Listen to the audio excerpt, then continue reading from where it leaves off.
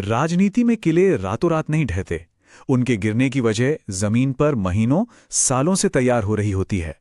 आज हम आंकड़ों के आईने में ऐसी ही एक कहानी देखेंगे, मनोहर थाना की। ये सिर्फ एक चुनाव का विश्लेषण नहीं है, ये आधुनिक राजनीति को समझने का, कह सकते हैं, एक खाका है। तो ये है राजस्थान का मनोहर थाना। देखने में तो ये सिर्फ एक विधानसभा क्षेत्र है, लेकिन इसकी कहानी भारतीय लोकतंत्र की एक बड़ी और गहरी कहानी का हिस्सा है। साल 2023 में यहां एक मजबूत माना जाने वाला राजनीतिक किला ढह गया। तो सवाल सिर्फ ये नहीं कि हुआ क्या, सवाल ये है कि ऐसा हुआ क्यों, और उससे भी बड़ा सवाल कि क्या इसे फिर से बनाया जा सकता है। चलिए इन्हीं सवालों के जवाब तलाशते हैं। तो हमारी आज की पड़ताल का सफर कुछ इस तरह रहेगा। पहले हम जमीन की हकीकत को समझेंगे, फिर आंकड़ों की सच्चाई देखेंगे, इसके बाद हार के कारणों का विश्लेषण करेंगे, फिर वापसी की रणनीति के 4 स्तंभों पर बात होगी और एक 90 दिन का एक्शन प्लान भी देखेंगे। और आखिर में सबसे जरूरी बात, एक जन केंद्रित नेता की क्या भूमिका होती है। चलिए शुरू करते हैं पहले पड़ाव से, जमीन का फैसला। ये समझना जरूरी है कि मनोहर थाना की मिट्टी कैसी है, यहाँ के लोग कौन हैं और यहाँ की राजनीति की जड़ें कहाँ तक गहरी हैं। मनोहर थाना की प्रोफाइल पर एक नजर डालते हैं। ये राजस्थान में है और 2023 में यहाँ के वोटरों की संख्या थी लगभग 2,66,000। डेमोग्राफिक्स की बात करें तो यहाँ आदिवासी आबादी, जिसमें मीणा समुदाय प्रमुख है, और अनुसूचित जाति के लोगों की एक बड़ी संख्या है। और हाँ, यहाँ की अर्थव्यवस्था की रीढ़ है खेती, और इसीलिए पानी की किल्लत और खेती से जुड़ी परेशानियां यहाँ के सबसे बड़े मुद्दे हैं। अब जरा उन आंकड़ों को देखते हैं जो कभी झूठ नहीं बोलते। चलिए 2023 के नतीजों की चीर-फाड़ करते हैं। सबसे पहली और सबसे चौंकाने वाली बात, ये नंबर देखिए, 84.62%। ये 2023 का वोटर टर्नआउट है। ये बहुत बहुत ज्यादा है। मतलब साफ है, लोगों ने घर बैठकर फैसला नहीं सुनाया, वो बाहर निकले और उन्होंने एक सोचा समझा वोट दिया। ये उदासीनता नहीं, बल्कि एक सक्रिय बदलाव का संकेत था। जरा इस टेबल पर नजर डालिए। ये पिछले 7 चुनावों का पूरा ट्रेंड हमारे सामने रखती है। अब यहां देखिए, साल 2018 में आईएनसी प्लस बैप गठबंधन का वोट शेयर था 42.81%, एक मजबूत आंकड़ा। लेकिन सिर्फ 5 साल बाद 2023 में ये लुढ़ककर सिर्फ 17.04% पर आ गया। यही है इस पूरी कहानी का सबसे बड़ा टर्निंग पॉइंट। ये बार चार्ट इसी गिरावट को और भी साफ साफ दिखा रहा है। आईएनसी का नीला बार देखिए कैसे 2018 से 2023 में एकदम नीचे आ गया। लेकिन रुकिए, यहां एक और कहानी है। सिर्फ कांग्रेस का ही वोट नहीं गिरा, बीजेपी का वोट शेयर भी, जो 2018 में 53% से ऊपर था, वो भी गिरकर 38% के करीब आ गया। इसका मतलब क्या है? मतलब ये कि नाराजगी सिर्फ एक पार्टी से नहीं थी। तो सवाल उठता है कि यह वोट आखिर गया कहां? जवाब इस आंकड़े में छिपा है। विपक्षी वोट बुरी तरह से बट गए। एक निर्दलीय उम्मीदवार को सोचिए 26.8% वोट मिले। ये आईएनसी के वोट शेयर से भी कहीं ज्यादा था। और वोटों का यही बिखराव हार की सबसे बड़ी वजहों में से एक बना। ठीक है, तो अब तक हमने देखा कि क्या हुआ। अब चलते हैं सबसे बड़े सवाल की तरफ कि क्यों हुआ। चलिए इस हार का पोस्टमार्टम करते हैं और इसकी अंदरूनी और बाहरी वजहों को समझते हैं। इसको समझने का सबसे अच्छा तरीका है एक स्वॉट एनालिसिस। अंदरूनी ताकत क्या थी? एक युवा आदिवासी चेहरा और एक नया गठबंधन। लेकिन कमजोरियां भी थीं। एक दागदार ब्रांड इमेज, विकास के कामों का अभाव, और हां, पैसों की कमी। अब बाहर की दुनिया देखें तो मौके भी थे, जैसे कि सरकार के खिलाफ माहौल, पर खतरे उससे भी बड़े थे। बीजेपी का दमदार नैरेटिव, अफवाहें, और जैसा हमने देखा, वोटों को तोड़ने वाला उम्मीदवार। और इन सब के बीच थे वो असली मुद्दे जो जमीन पर लोगों को परेशान कर रहे थे। पीने के पानी की भयानक किल्लत, सिंचाई के साधनों की कमी, नौजवानों के लिए ना पढ़ाई के मौके, न रोजगार, सरकारी योजनाएं जो बस अटकी पड़ी थीं। और खास तौर पर मीणा समुदाय के वोटरों में ये भावना घर कर गई थी कि उन्हें नजरअंदाज किया जा रहा है। ये सिर्फ चुनावी नारे नहीं थे, ये लोगों की रोज की जिंदगी की हकीकत थी।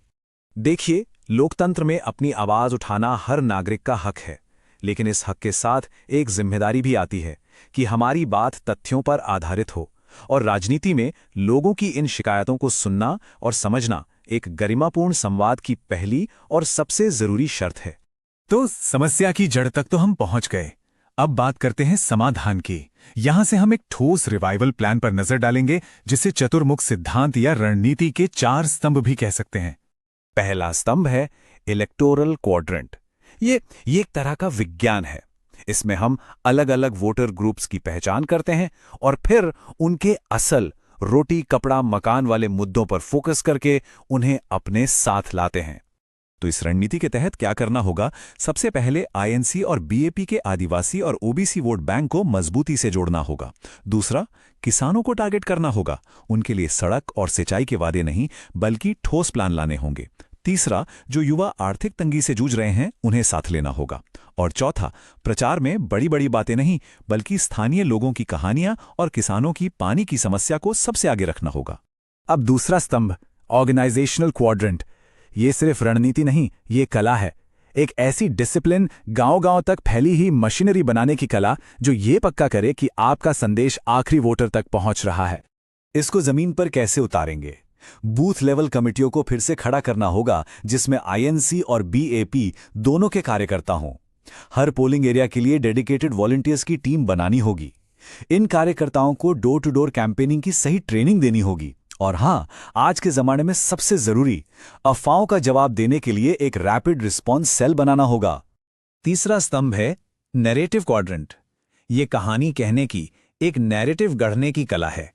एक ऐसी कहानी बनानी होगी जो भरोसे और ताकत की बात करें, जो विपक्ष के नैरेटिव को काटे और जिससे स्थानीय लोग जुड़ाव महसूस कर सकें। इस कहानी के किरदार कौन होंगे? उम्मीदवार को मिट्टी के लाल की तरह पेश करना होगा। गठबंधन को हाशिए पर पड़े लोगों की आवाज बनाना होगा। मौजूदा सरकार की अनदेखी को उजागर करना होगा।